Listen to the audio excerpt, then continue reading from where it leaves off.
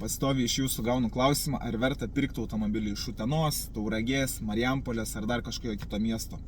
Būna netgi mano klientai sako, surasi automobilį, tik neieškok Tauragėje ar Utenoje ar Marijampolėje, nes ten vieni aferistai.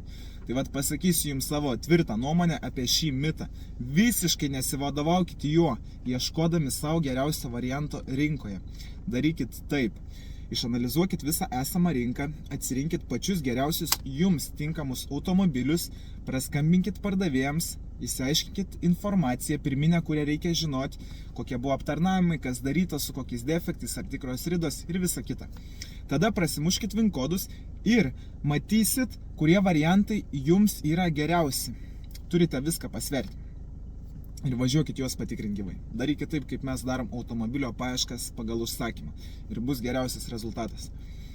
Žodžiu, kaip pavyzdys, Tauragėje yra tikrai labai daug aferistų, bet yra labai garbingų perpardavinėtojų, kurie laikosi savo žodžio ir tiesiai šviesiai drąsiai pasako, kas per stovis yra automobilio. Ne tik mums, bet ir kitiems paprastiems žmonėms. Nes pavyzdžiui, žmogus užsisako patikrą, mes nuvažiuojam patikrinam ir matom grinai tos pačius defektus, kaip jam, kad pasakė perpardavinėtojas. Gal ten vieną kitą daugiau, kurį galėjo žmoniškai nepastebėti. Ir tuo pačiu pas tuos labai patikimus perpardavinėtojus mes tokių lavonų prisižiūrim. Prišneka ten, kad ledinė tą mašiną tvarkinga atvažiuojam, ten lavonas praktiškai. Iš dalies. Pilna visokių smulkių defektų, dėl ko turėtų būti ženkliai mažesnė kaina, o ne aukščiausia rinkoje.